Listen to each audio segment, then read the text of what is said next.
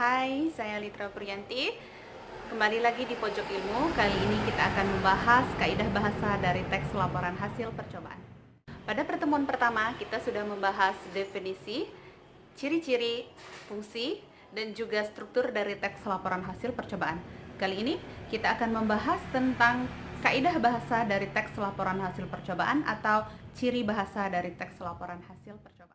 Pada kesempatan kali ini ada dua sumber yang akan kita bahas. Yang pertama, buku terbitan Erlangga.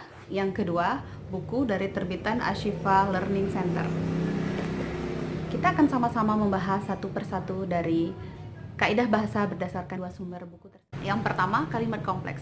Kalimat kompleks merupakan kalimat yang terdiri dari dua struktur atau lebih dan memiliki dua verba atau lebih. Kita akan mulai membahas dari buku Erlangga terlebih dahulu. Untuk kaidah bahasa, ada 4 kaidah bahasa untuk teks laporan hasil percobaan. Ada beberapa konjungsi yang akan dibahas dalam hal ini. Yang pertama, konjungsi penambahan ditandai dengan kata dan, juga, serta. Kemudian konjungsi pertentangan, tetapi, konjungsi syarat, jika, dan lain sebagainya.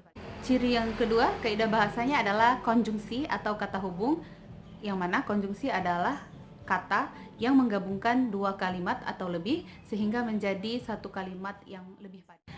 Selanjutnya yang terakhir yaitu kalimat teknis yang merupakan istilah ilmiah yang ada di dalam teks laporan hasil percobaan yang jarang ditemukan pada teks-teks yang lainnya. Contohnya observasi, riset, dan lain sebagainya.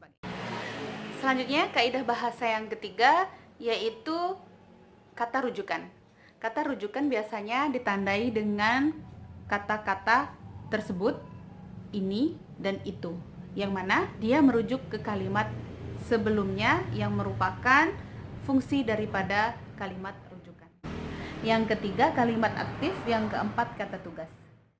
Buku selanjutnya yang kita jadikan sumber adalah buku dari Ashifa Learning Center.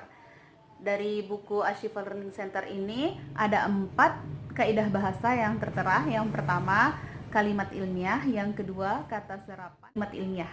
Kalimat ilmiah ini adalah kalimat yang tertera dan sudah dianalisis lebih jauh sehingga perlu pemahaman khusus untuk memahaminya dan tidak sembarangan orang langsung mengetahui makna daripada kata tersebut. Contohnya riset, kemudian observator atau observasi, dan lain sebagainya.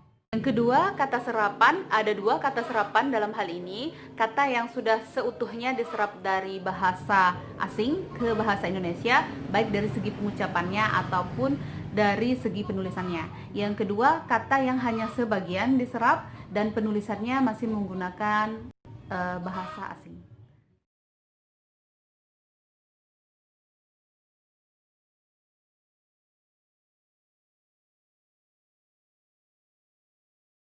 Yang ketiga, kaidah bahasanya kalimat aktif. Kalimat aktif adalah kalimat yang subjeknya melakukan suatu tindakan. Yang terakhir, kata tugas. Ini biasanya sama dengan konjungsi kalimat perintah karena dia subjeknya melakukan sesuatu dan diikuti dengan partikel lah. Kaidah bahasa dari kedua buku tersebut memiliki kesamaan. Akan tetapi untuk penambahan dari buku Ashifa Learning Center yaitu ada kata serapan dan juga ada kata aktif atau kalimat aktif. Nah, yang di sini yang akan kita jadikan sebagai bahan pengayaan. Manfaat untuk kita semua dan bisa diterapkan untuk kehidupan kita sehari-hari. Sampai jumpa untuk video selanjutnya. Jangan lupa like, subscribe, dan share untuk video ini. Assalamualaikum warahmatullahi wabarakatuh.